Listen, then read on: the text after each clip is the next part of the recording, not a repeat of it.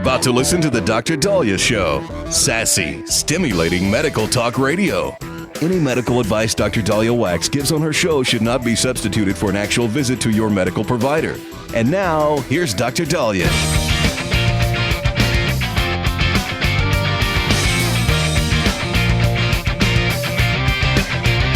All right.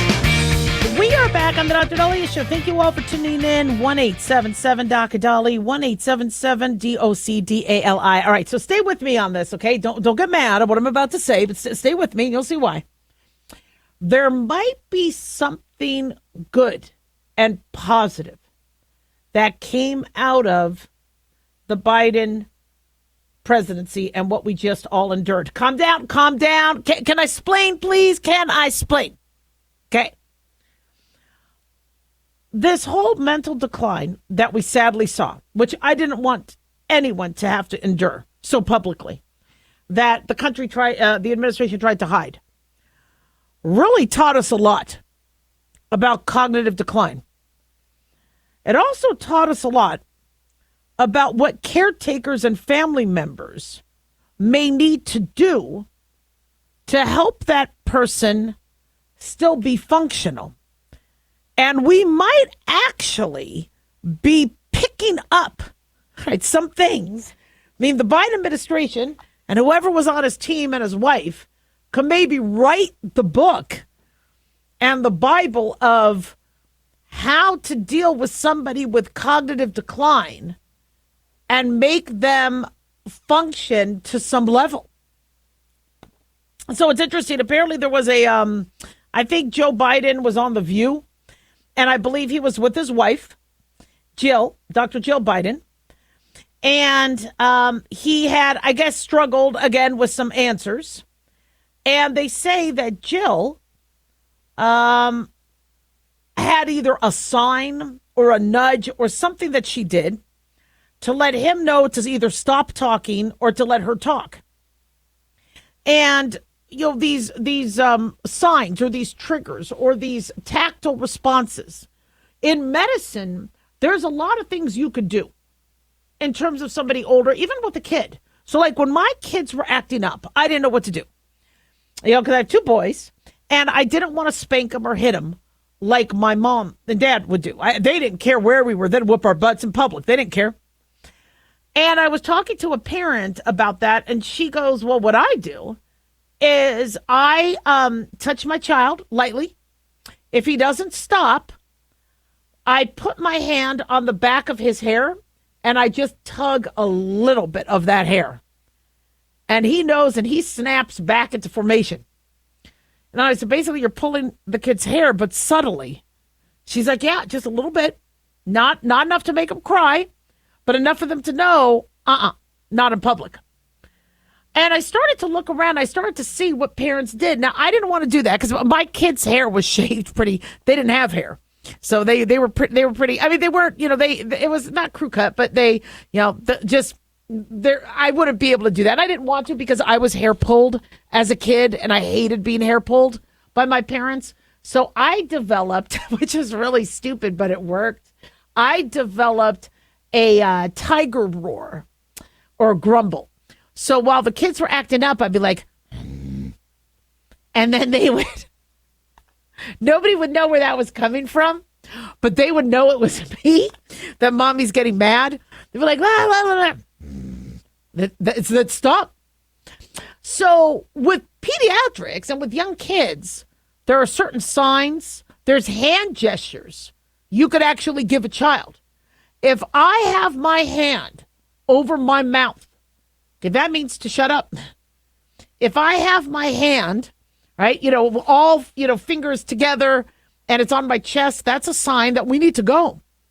You could teach your children sign. In fact, I started teaching my children sign language when they were little because I was like, why not? And boy, did they pick up a lot of sign language. But there are certain signs you can do and give where immediately when they see that. Now, my mom had a mommy face. And that mommy face, once I saw that, I knew I was in trouble. And boy, did I freeze. Medusa couldn't have made me more frozen than my mom's mommy face. And I could never develop that mommy face. I tried, and my husband's like, it looks ridiculous. I go, I don't know what to do. I don't know. And so that's why I came up as it was not as ridiculous, growling. But you know what? That's how I was able to control my kids. So when we look at, Joe Biden, and, I don't wish, all I wish is good things, for our presidents who have left. I hope they have long, healthy lives. But he's still out there in the public. I don't understand why his team keeps doing this. And he looks like he struggles. I know somebody's looking at his hand, saying he's got something on his hand. I think he might have had like a little frozen, they could have been like a little lesion that was frozen off, or it could have been an IV bruise. I don't know. So he had a little Band-Aid on his hand. I'm not worried about that. I'm more worried about his, him, struggling when he's, trying to speak. To people. And there are certain things you could do with your aging parents and grandparents that are certain signs, whether they're tactile, whether they're sonar through hearing or visual, that can let them know and could train them a little bit. And it's okay to use. Now, I know, if I tried to do that with, my mom, she'd be like, oh, hell no, I'm not listening to you. But maybe come up with a system. And some, it's time to take your pills. Well, if they don't want to hear you take your pills, there's I'm going to set this out. You remember to do that. When you see that, you do it.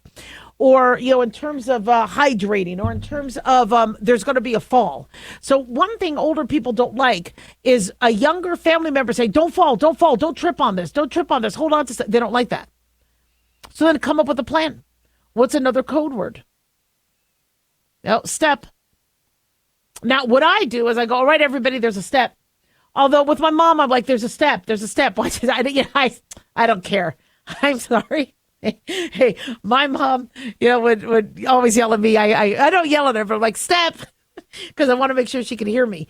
So what I'm saying is, one thing that we might be getting from this whole Biden debacle that we had is, looking at what they did to help him. They used big letters. They used cue cards. They used, share with us what you did, because a lot of us have family members who are cognitively struggling, and we might be able to help them like you tried to help Biden.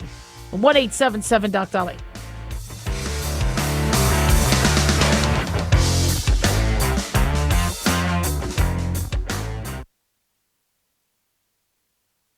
Dr. Daliah here. Are you tired, burned out, gaining weight, succumbing to the daily pressures of life? Well, how's your dopamine doing? How you feel right now, how you'll feel an hour from now, and how you'll feel next week is completely reliant on your dopamine.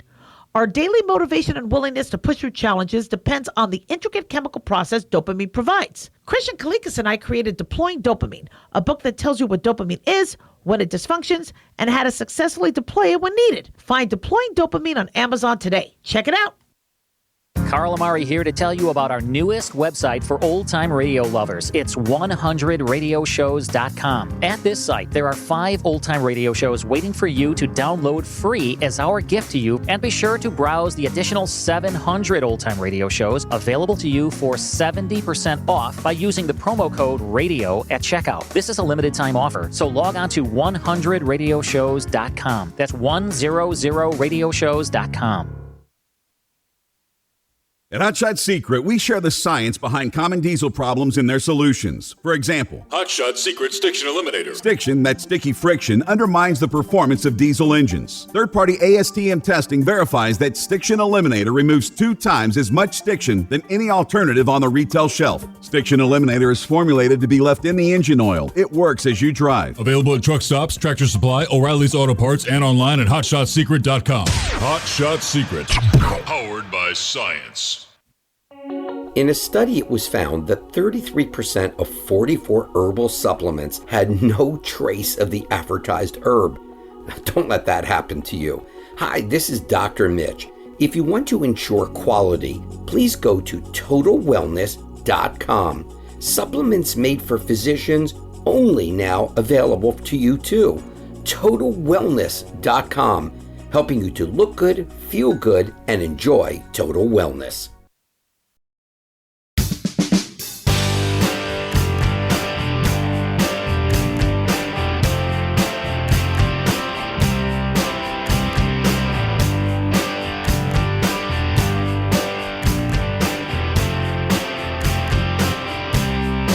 All right. We are back on the Dr. Daliah Show. Thank you all for tuning in. 1-877-Dr. Daliah, 1-877-DOCDALI. Big thanks to Talk Media Network for making the show happen. Big thanks to Daniel, our producer, and big thanks to you all for tuning in. We really do appreciate it. Don't forget to follow us on Twitter or X at Dr. Daliah, Facebook, The Dr. Daliah Show, and on YouTube. Click like and subscribe. So this week, the Supreme Court sided with the Trump administration in lifting a lower court order that would pause the Pentagon's transgender military ban from taking effect.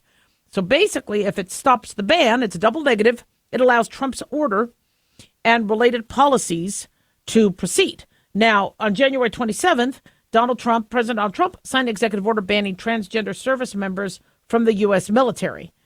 Now, the Justices Sonia Sotomayor, Elena Kagan, and Ketanji Brown Jackson would have denied the administration's appeal, kept the lower court injunction in place. But according to the lawsuit Schilling versus United States, Trump's executive order banning transgender military members can still stand. Now, as a doctor, I have seen a whole platitude of medical conditions that can interfere with a person's military service, diabetes, for that matter. If somebody is an insulin-dependent diabetic, they may be disqualified. Why? Because if they don't have their insulin, or their diabetes is not in a state where it could be easily controlled, and now you're on a mission. If you don't have your insulin, you now become a victim. You could, the military needs to make sure that their people come back safe, even from their own medical conditions.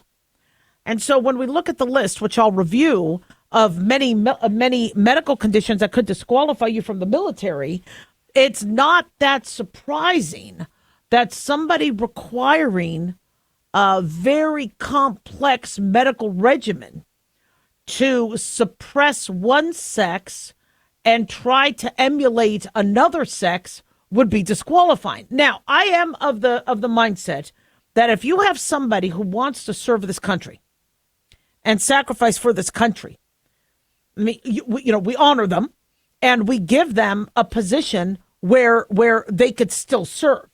But if they are going to possibly be a liability to themselves and others, there's certain places in the military they will not be able to serve, just like those with other medical conditions.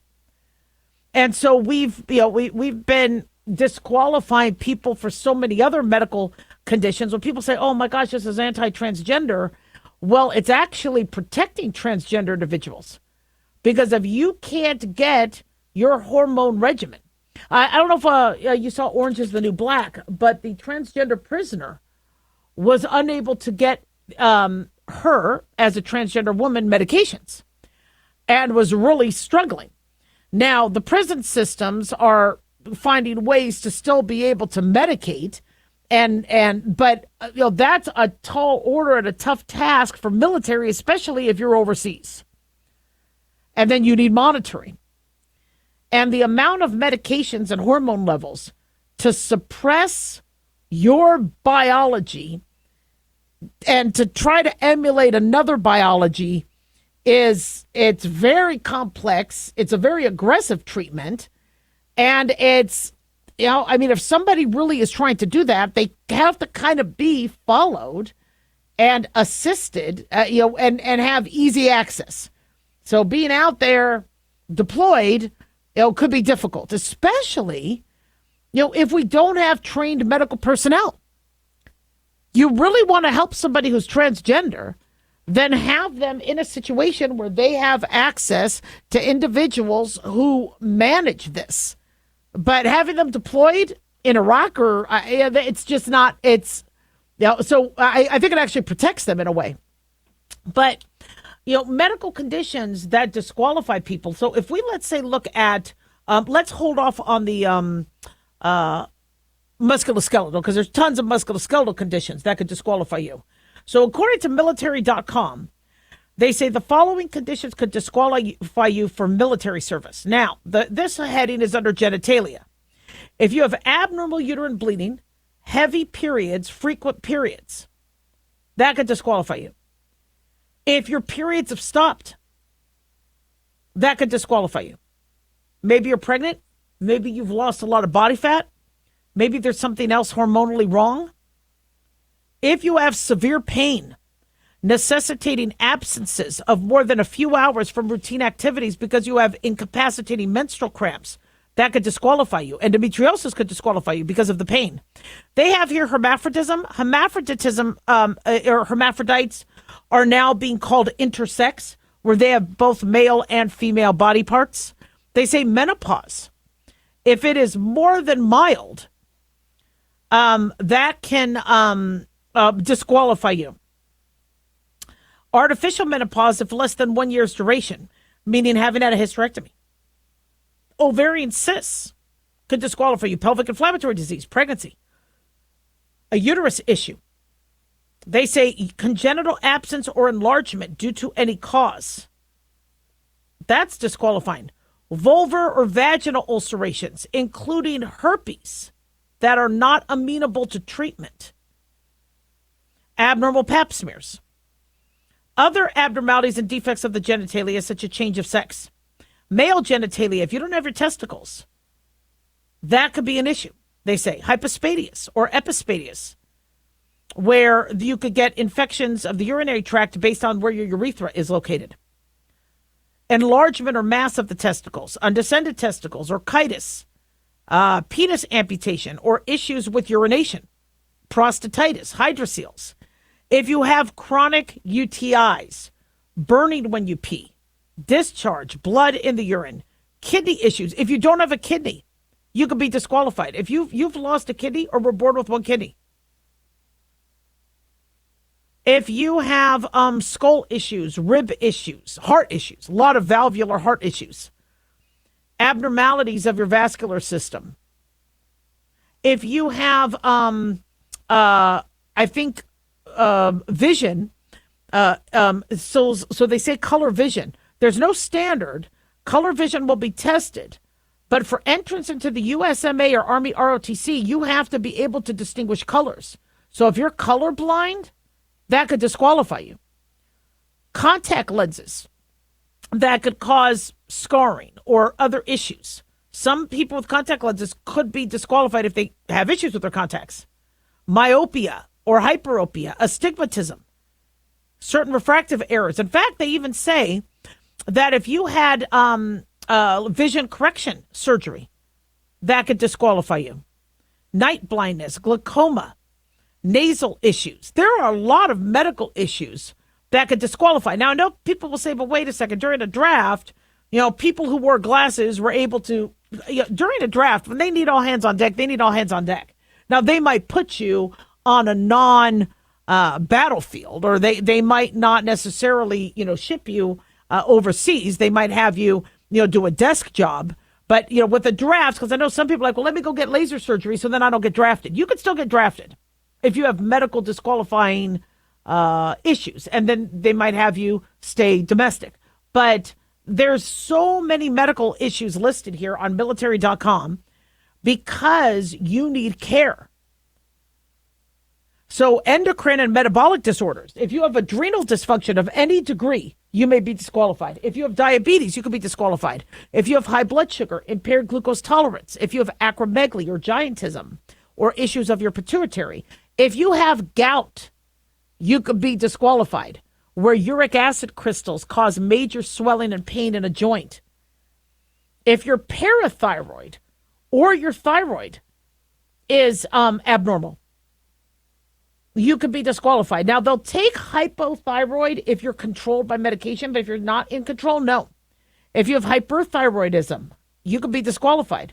If you have nutritional deficiencies, cystic fibrosis, porphyria, there's anemias. And again, the reason why is you need medical care and you need accommodations. And the accommodations can work well in the private industry unless it causes undue hardship, they say, on the employer. But in the military, if you are going to be deployed and you don't have your insulin, or you don't have your hormone replacement therapy, or you don't have your contacts, it's going to disqualify you. Now, again, that's according to military.com. And maybe, some of these are going to be updated. But as I've always said, if somebody wants to serve, God bless them. let's find a position where they could serve. But if there's certain departments in the military that have disqualifications based on very complex medical needs, it is no wonder that transgender hormone replacement therapy falls under similar categories as diabetes, thyroid, other things. 1-877-DOC-DALIAH.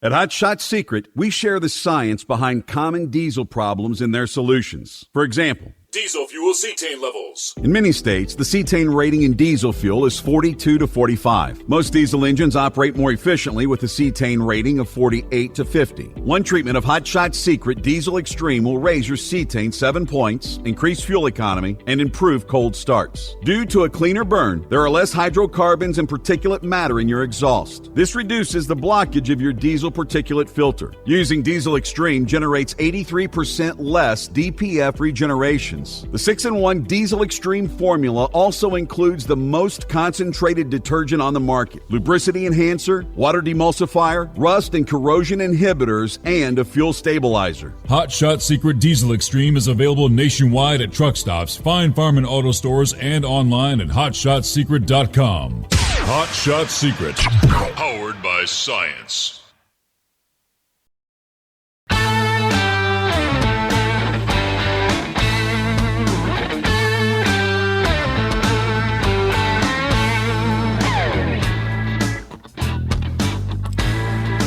All right, we are back on the Dr. Daliah Show. Thank you all for tuning in. 1-877-DOC-DALI, 1-877-DOC-DALI. So we have a new pope. Very, very exciting, very cool day. Being also that this is the 80th anniversary from May 8th, 1945. I know some people think World War II ended on the 2nd, but they say May 8th. For some scholars, May 8th, so what the UK Prime Minister said is officially the end of World War II. So fascinating that we have also a new pope. Very symbolic day. And so Robert Prevost has been named the new pope. He is going to become Pope Francis' successor, and he will be named Pope Leo the 14th. And his name is Robert Prevost, according to Daily Mail. So he is going to be Pope Leo the 14th. He is the 267th pope, now the religious leader of the Catholics across the globe, and believed to be a successor to St. Peter. And his name was announced after Cardinal Mamberti uttered the words Habemus Papam. I hope I'm pronouncing that right. Latin for we have a pope. This was at St. Peter's Basilica. So this was pretty exciting. He did greet the audience, and I apologize for not having audio of this.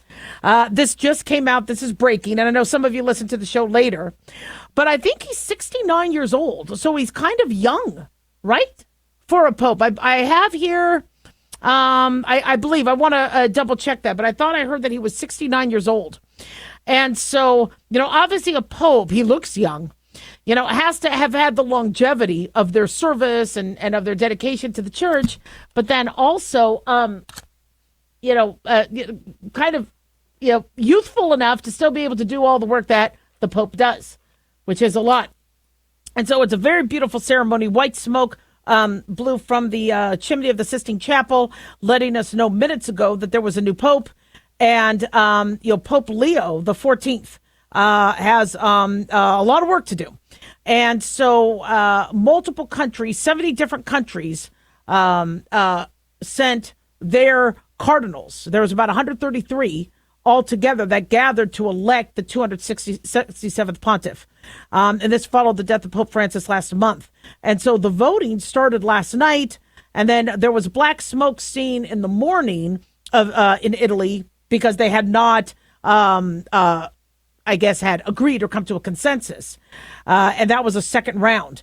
Up to 4 votes a day could take place, we're being told, 2 in the morning and 2 in the afternoon. White smoke then alerts the crowds that a pope is chosen. The white smoke came, and then now we have the pope. They say the longest conclave in history was about 3 years when Pope Gregory X was elected. The shortest conclave was 10 hours. And that ended with the election of Pope Julius II in 1503. Can you imagine taking 3 years to come up with the Pope? And that was even before mail-in ballots. So this was pretty quick. And so as we're going to obviously find out more about him. Many of you who are already scholars in the area probably do know some of his great work, but having a new pope is definitely an exciting time. So congratulations, Pope Leo XIV. So, it's interesting.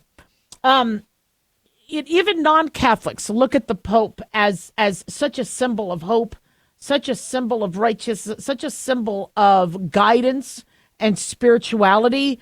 It's interesting how sometimes popes can be controversial, especially if they weigh in on certain political issues. But the Pope, and why I say there's a lot of work that has to be done, is currently the Catholic Church, as many other religions are doing, is trying to salvage some, the scripture and salvage the traditional parts of the religion, but also be relevant and be pertinent to the current day.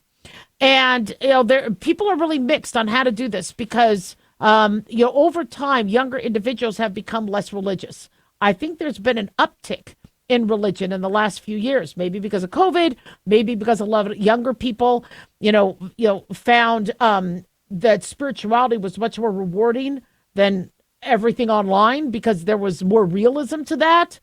And they felt it more. So we have seen a little bit of uptick in the younger generations, but overall, people are leaving their religion. And is it because they don't trust their clergy because of all the news that's come out? Is it because they don't like the politics of where some people of those religions choose to stand? I saw that in Judaism where many people are like, I don't agree with what I'm hearing during sermons or what I'm seeing with that. And I go, but don't abandon your religion. Your religion is not supposed to be political. Okay. Catholics and Jews and Muslims don't vote one way. You might see more conservatism, let's say in LDS or whatever, but there's Democratic Mormons. Look at Harry Reid. Senator Harry Reid, may he rest in peace. So you don't stereotype a religion on a very artificial and liquid ideology such as politics. The Kennedy Democrats were very different than the Biden Democrats. So, the Democratic Party is fluid. And so to say that one religion is Republican or Democrat is, and I think the reason why is the media likes to do that. If you have a stand on, let's say, premarital sex or on abortion, or on transgender individuals competing in female sports, they say, well, that makes you Republican or that makes you Democrat or that makes you. And I think the average person has opinions on a variety of things. They have opinions on what we should do with Hamas and getting our hostages back. They have opinions on what we should do with Iran and the nuclear deal. They have opinions on what we should do with tariffs. They have that, and everybody always wants to lump you. Okay, well then you're Democrat or you're Republican or you're Christian or you're Jewish or you're, it could be fluid. In fact, there's many individuals that oscillate between Orthodox Judaism and conservative or Reform Judaism. There's people that might, be non-denominational Christian, or they might decide to become Protestant. And so, the fluidity of it should never stereotype or commit somebody to one or the other. And I keep hearing that, Jews are Democrat. Where are they getting that? Jews are Jews. Some might vote Democrat, some might vote Republican. Some might be Zionist, very pro-Israel. Some might not. I mean, the religion is separate from politics, especially since it's American politics. You got Jews in Spain, you got Jews in Iran, you got Jews in Japan. The politics are different everywhere. So I just don't understand why people try to say you're right, left. But when you are, for me, if people are trying to attract younger individuals, all right, a person finds religion a place to go if they find a home, if they feel that that religion speaks to them and God speaks to them, and they feel that that's going to make them whole. And so it's very controversial and it, on how to make people feel. If somebody feels like they're going to be rejected because of who they are, then they're not going to, just like, women in Judaism, in Orthodox Judaism, they have to be separated from the men. They can't go up and read Torah. See, for me, I like to read from the Torah. I love doing that. I love praying. I love davening. And I want to sit with my husband and boys. But I don't have to reject the whole religion. I just don't go to Orthodox. I go to conservative. And conservative is less strict than Orthodox, but more strict than Reformed. And so, luckily for my religion, it has some of that flexibility. And then people always argue, well, if a religion gets too flexible, then you lose your values. But which is worse? Not having people at all ascribe, or people at least connecting on some level. I'm for people being allowed to connect and finding a home. And fortunately, there's many options for people now. So we'll see what happens. But congratulations to the new Pope. Looking forward to, some of the unity he brings. 1-877-Doc-Daliah. Don't go away.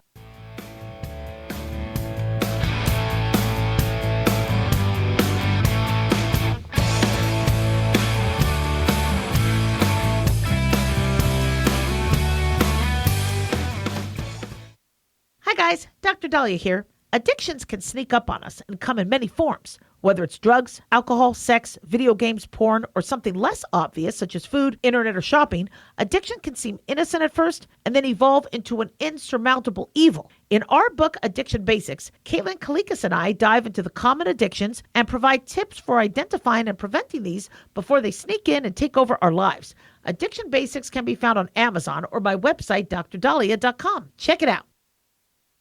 At Hotshot Secret, we share the science behind common diesel problems. For example, Diesel fuel cetane levels. the cetane rating in diesel fuel is 42 to 45. Most diesel engines operate more efficiently with a cetane rating of 48 to 50. One treatment of Hotshot Secret Diesel Extreme will raise your cetane 7 points, increase fuel economy, and improve cold starts. Hot Shot Secret Diesel Extreme is available nationwide at truck stops, fine farm and auto stores, and online at hotshotsecret.com. Hot Shot Secret, powered by science. Self-reliance.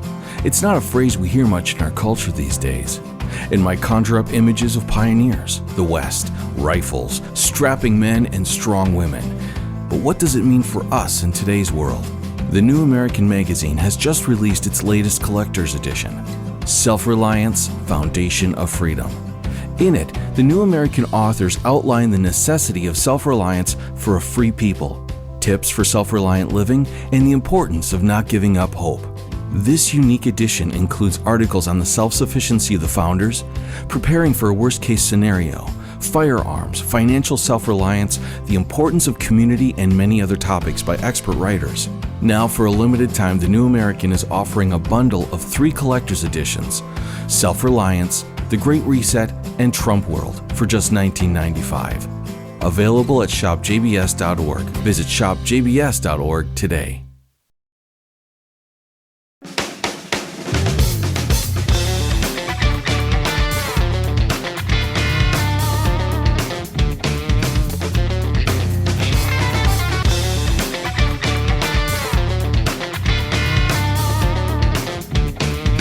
All right. We are back on the Dr. Daliah Show. Thank you all for tuning in. 1-877-Doc-Daliah. Oh, and if I forgot to mention, the new Pope is from Chicago.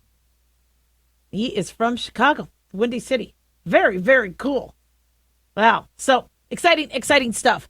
Now, one topic that was post-COVID that I thought we would be, not necessarily revisiting, but it's coming back, is people want a 4-day work week and to be paid for 5 days. That has not gone away.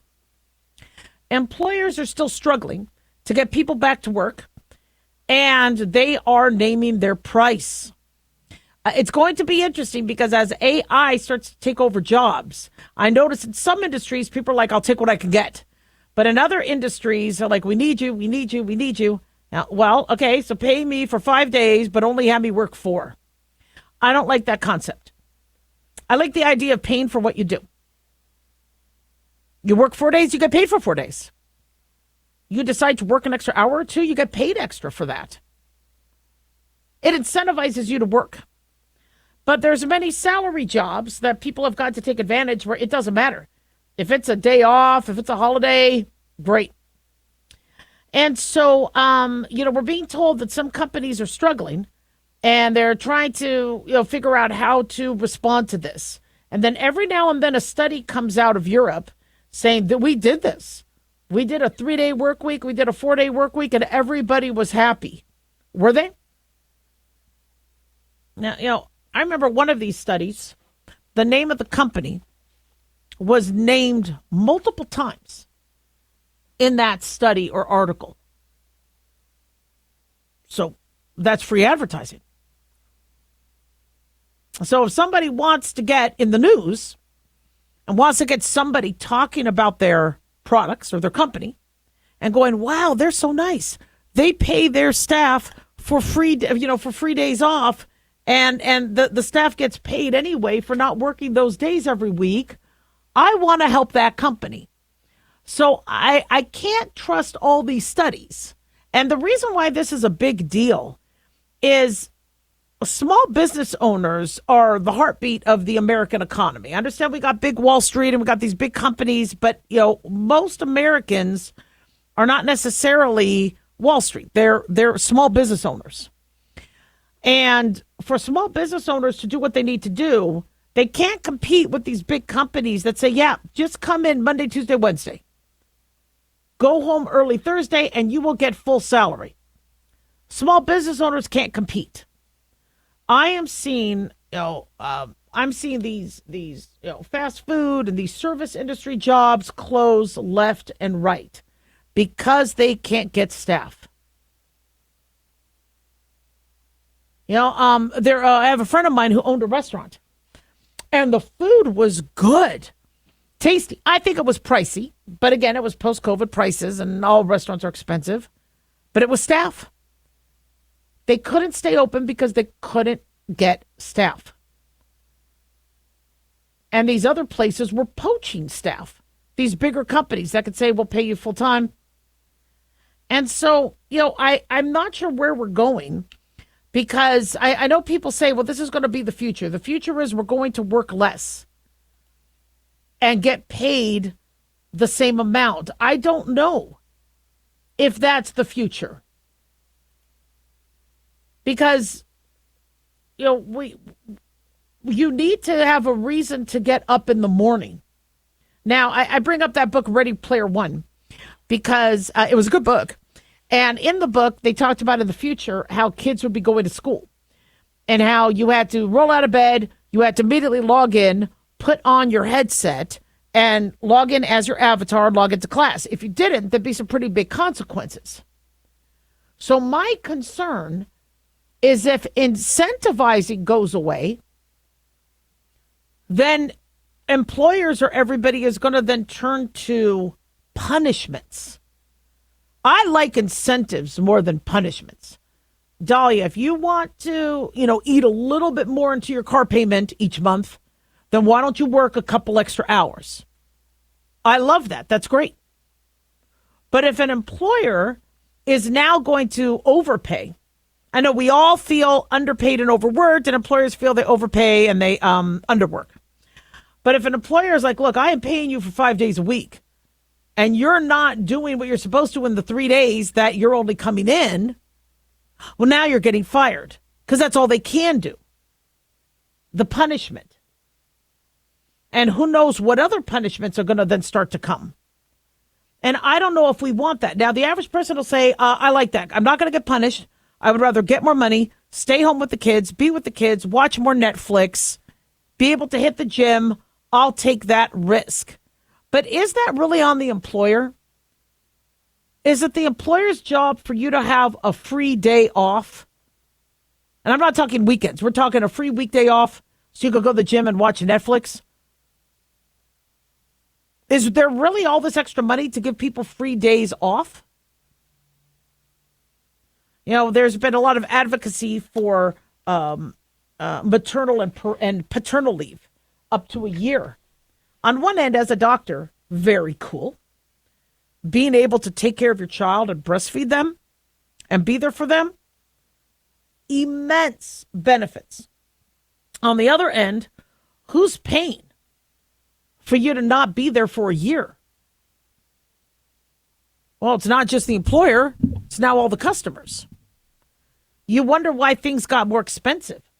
Well, if they have to pay for now 2 people per job because somebody's off on maternity or paternity leave or needs extra sick days, etc., then now their labor costs go up. If their labor costs go up, then their prices go up. I don't know if you've gotten a haircut recently, but it's, you know, the $6 haircut doesn't exist anymore. It's now $25. $25 for a $6 haircut. Now, luckily, these stylists aren't doing $6 haircuts. They're doing good jobs.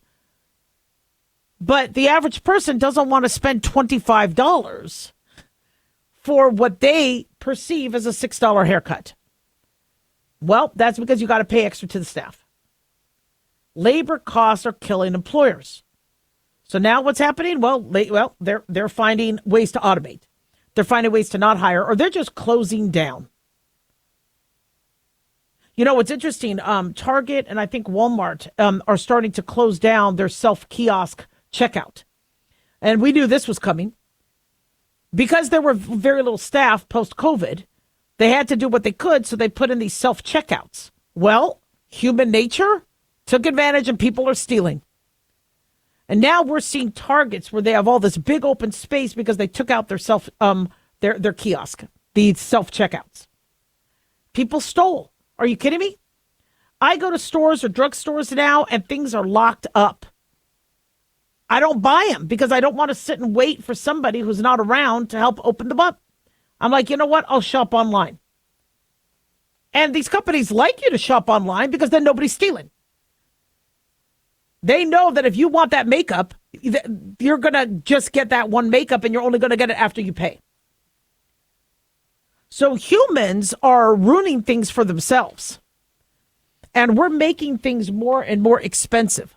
You know, I think Trump is going to be able to lower taxes, absolutely. And I think Trump will be able to lower the cost of some goods getting the manufacturers to come in. He's doing a good job, especially with this latest deal with the UK. But how do we lower the labor costs? That's not going to happen anytime soon. And if you don't lower labor, then everything else is expensive. People go, gosh, why is medicine so expensive? Why does it cost so much to go to the doctor? Well, do you know how expensive it is to have nurses and respiratory techs and x-ray techs and doctors and cleaning? And the more the cost, it just gets extended to consumer. 1-877-DOC-DALIAH.